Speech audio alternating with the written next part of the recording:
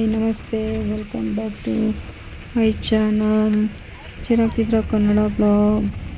ಇವತ್ತಿನ ಬ್ಲಾಗಲ್ಲಿ ನಾವು ಭೂವರಾಹನಾಥ ಸ್ವಾಮಿ ಟೆಂಪಲ್ಗೆ ಬಂದಿದ್ದೀವಿ. ಅಲ್ಲಿ ಏನೇನು ಫ್ರೆಂಡ್ಸ್, ಅಲ್ಲಿನ ಏನು ವಿಶೇಷತೆ ಹಾಗೂ ನಾವು ಏಕೆ ಅಲ್ಲಿಗೆ ಬಂದಿದ್ದೀವಿ ಅಂತ ಹೇಳೋಕ್ಕೆ ಹೊರಟಿದ್ದೀವಿ. ಹೇಗಿದೆ ಅಂತ ಒಮ್ಮೆ ನೋಡಿ ಬರೋಣ ಬನ್ನಿ ಫ್ರೆಂಡ್ಸ್. ಇಲ್ಲಿ ಹೋಗ್ತಾ ಇದ್ದಾಗೆ ಒಂದು ದಾರಿಲಿ ನದಿ ಇದೆ, ಪಕ್ಕದಲ್ಲೇ ದೇವಸ್ಥಾನ ಇದೆ. ಇಲ್ಲಿ ರೌಂಡ್ ಹಾಕೊಂಡು ಬಂದು ಹೋಗ್ತಾ ಇದ್ದೀವಿ. ಅಲ್ಲಿ ಕೆಲಸ ಮಾಡ್ತಾ ಇದ್ದಾರೆ ಎಲ್ಲ. ಅಲ್ಲಿ ಮುಂದ್ಗಡೆ ಗೇಟ್ ಹಾಕ್ಬಿಟ್ಟಿದ್ದಾರೆ. ಅದಕ್ಕೆ ನದಿ ತೀರ ಹತ್ರನೇ ಹೋಗಿ ಬಳಸ್ಕೊಂಡು ಹೋಗ್ತಾ ಇದ್ದೀವಿ. ಈಗ ದೇವಸ್ಥಾನ ಹತ್ತಿರ ಬಂದಿವಿ.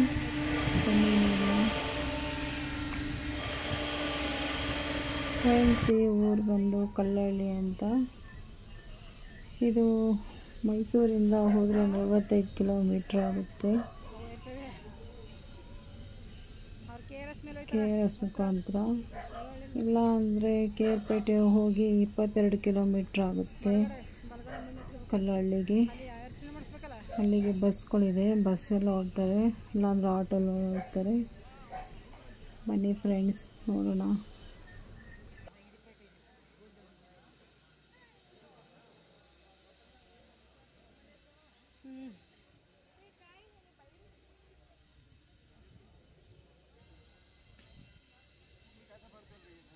ಕವರ್ಗೆ ಎತ್ಕೊಂಬಂಡು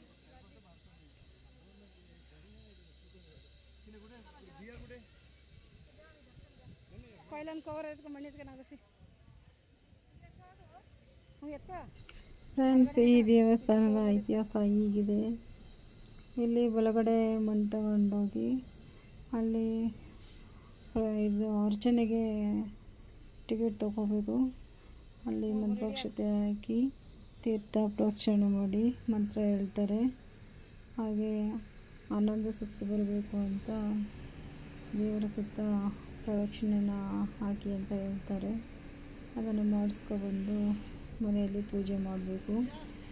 ನಾನು ನಮ್ಮಕ್ಕ ಮಣ್ಣು ತಗೋತಾ ಇದ್ದೀವಿ, ತಗೊಂಡೋಗಿ ಪೂಜೆ ಮಾಡಿಸೋಕ್ಕೆ.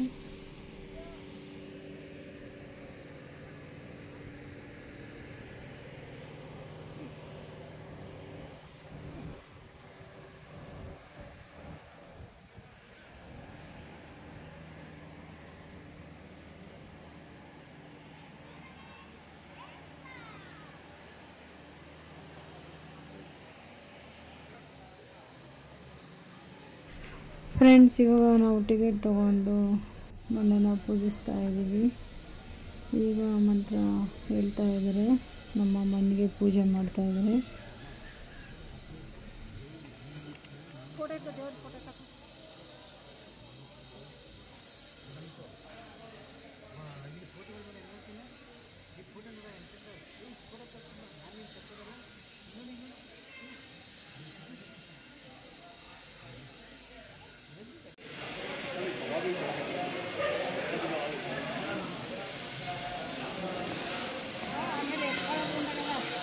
इसको काय को पूजे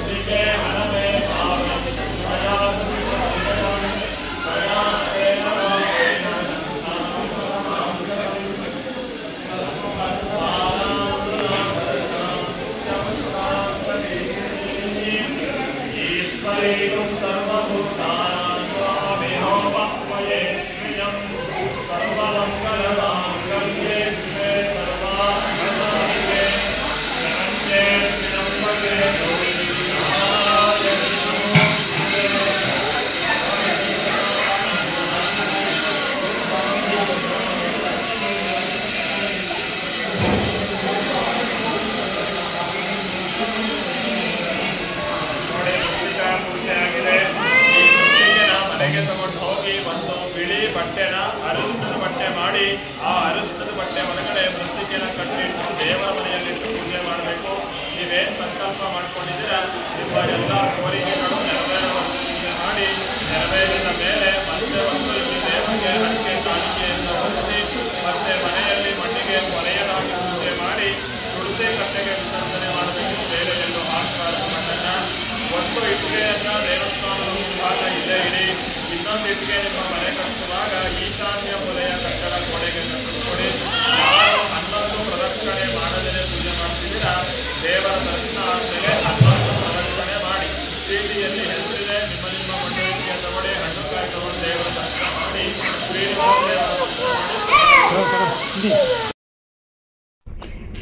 ಫ್ರೆಂಡ್ಸ್, ನಾವು ಮೊನ್ನೆಯನ್ನು ಪೂಜೆ ಮಾಡಿಸ್ಕೊಂಡು ಈಗ ದೇವ್ರ ದರ್ಶನ ಮಾಡೋಣ ಅಂತ ಹೋಗ್ತಾಯಿದ್ದೀನಿ. ಒಳಗಡೆ ಕತ್ಲು ಥರ ಕಾಣಿಸ್ತಾ ಇದೆ. ಲೈಟ್ ಮಾತ್ರ ಇರಲ್ವಂತೆ, ಬರೀ ಪೆಂಜು ದೀಪ ಮಾತ್ರ ಅಲ್ಲಿ ಒಳಗಡೆ ಹಚ್ಚೋದು. ಎಲ್ಲ ಬ್ಲ್ಯಾಕ್ ಥರ ಕಾಣಿಸ್ತಾ ಇತ್ತು. ದೇವ್ರ ಮೂರ್ತಿ, ದೊಡ್ಡ ವಿಗ್ರಹ, ಭೂದೇವಿ ಲಕ್ಷ್ಮಿ ಕೂತಿರೋದು ತೊಡೆ ಮೇಲೆ, ಆ ಥರ ದೊಡ್ಡ ವಿಗ್ರಹ ಇದೆ. ದೇವ್ರ ದರ್ಶನ ಮುಗಿಸಿ ಹೊರಗಡೆ ಬಂದು ಸ್ವಲ್ಪ ಹೊತ್ತು ಕೂತಿದ್ದು 11 ರೌಂಡು ಪ್ರದಕ್ಷಿಣೆ ಹಾಕೋಣ ಅಂತ ಹೊರಟಿದ್ದೀವಿ.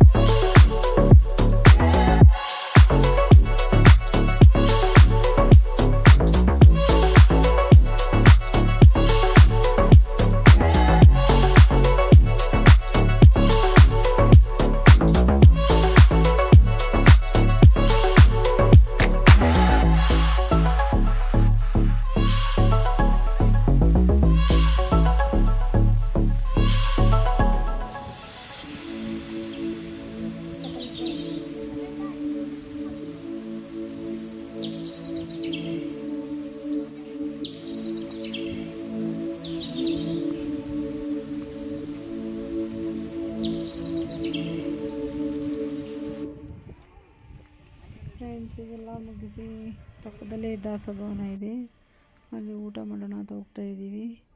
ಅಲ್ಲಿ ಬಾತು ಮತ್ತು ಮೊಸರನ್ನ ಕೊಟ್ಟಿದ್ರು. ಊಟ ಮಾಡಿಕೊಂಡು ಸ್ವಲ್ಪ ಹೊತ್ತು ಅಲ್ಲೇ ಶಾಪಿಂಗ್ ಮುಗಿಸಿ ಒಂದು ಫೋಟೋ ತೊಗೊಂಡು ಮನೆಗೆ ಹೊರಟಿದ್ದೀವಿ. ಚಪ್ಪಲಿ ಹೇಳ್ಬಿಡ ಮಗಳೇ,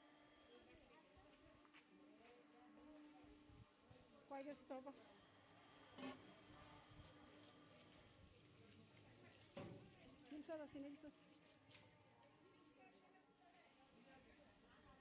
ಫೋಟೋಗವ್ರೆ.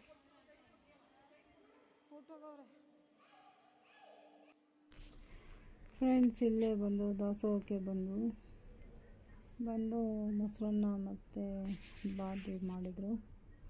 ಎರಡನ್ನೂ ಹಾಕ್ಸ್ಕೊಂಡು ಊಟ ಮಾಡಿಕೊಂಡು ತುಂಬ ರುಚಿಯಾಗಿ ಚೆನ್ನಾಗಿತ್ತು. ಇಲ್ಲಿ ಊಟಕ್ಕೆ ಏನು ಮಾಡ್ತಾರೆ ಅಂದರೆ ಬೆಳ್ಳುಳ್ಳಿ ಮತ್ತು ಈರುಳ್ಳಿನ ಬಳಸದೇ ಇರುವಂತೆ ಈ ದೇವಸ್ಥಾನದಲ್ಲಿ. ಅದಕ್ಕೆ ನಾವು ಊಟ ಮಾಡಿ ಬರ್ತಾಯಿದ್ದೀವಿ. ಪ್ರಸಾದ ತುಂಬ ರುಚಿಯಾಗಿತ್ತು.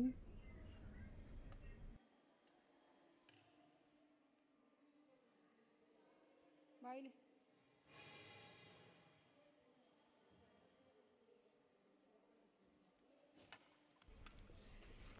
ಫ್ರೆಂಡ್ಸ್, ಈ ದೇವಸ್ಥಾನಕ್ಕೆ ಬಂದರೆ ಬೇಗ ಮನೆ ಕಟ್ಟುತ್ತಾರೆ ಅಂತ ಹೇಳ್ತಾರೆ.